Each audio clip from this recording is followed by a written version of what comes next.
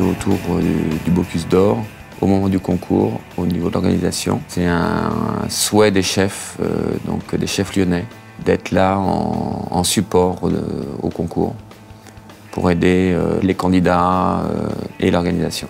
J'aide à organiser le concours et pendant le concours, eh bien, j'essaye de présenter les plats le mieux possible, d'accompagner les candidats quand ils arrivent le matin déjà.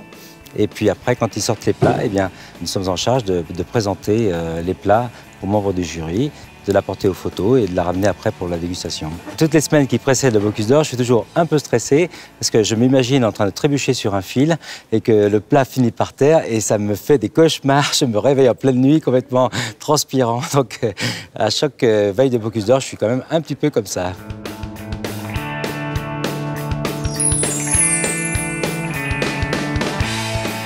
On a fait l'ouverture du restaurant en plein Bocuse d'Or.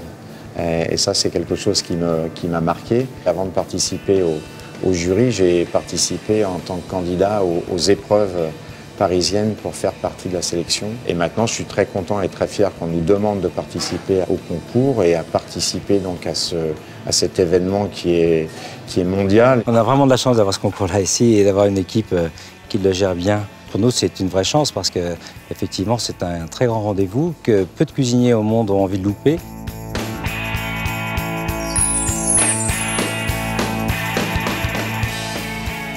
Pourquoi on est bien placé au niveau de la gastronomie et de la renommée? Il y a déjà notre ambassadeur de grand nom et d'envergure, Paul Bocuse, qui a fait une grosse partie du chemin pour nous à ce niveau-là, pour mettre le pied à l'étrier. Et nous, on arrive derrière cette génération et on est fiers et contents parce qu'on est dans une région, on est au centre de la France, on est entouré de produits et de régions qui nourrissent nos cartes. N'importe où on se tourne autour de Lyon, il n'y a que des belles choses. Qu'on prenne la vallée du Rhône, qu'on prenne l'Ain, qu'on prenne le Charolais, enfin bref, de tout ce qui nous entoure, il y a toujours des très bonnes choses. Après, il y a une particularité à Lyon, c'est qu'il y a des femmes qui, 2 siècles en arrière, au temps des canuts, ont su inventer une cuisine très intelligente à base de bas produits.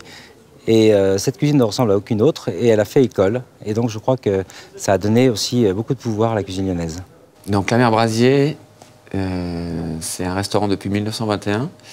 C'est une institution, c'est la première femme 3 étoiles Michelin, ou la première chef tout court avec 2 restaurants à 3 étoiles Michelin. C'est un peu la mère de tous les cuisiniers, c'est là où Paul Bocuse a appris à faire la cuisine, c'est là où Bernard Pacaud a appris à faire la cuisine, des gens comme ça.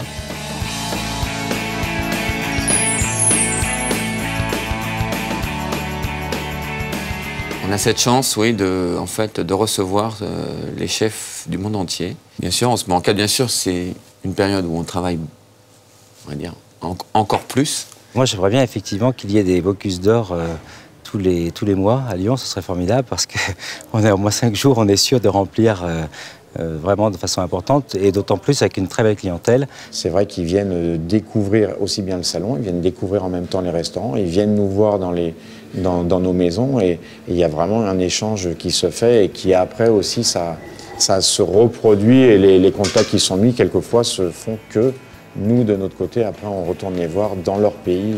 On a l'habitude de dire qu'il n'y a rien qui ressemble plus à un salon gastronomique qu'à un autre salon gastronomique. La particularité de Lyon, c'est l'ambiance. Il y a une ambiance à Lyon qu'il n'y a pas ailleurs. Tout le monde en convient. On dit à Lyon, au travail on fait ce qu'on peut, mais à table on se force. Mais c'est un peu ça, quoi. Bienvenue bientôt à Lyon.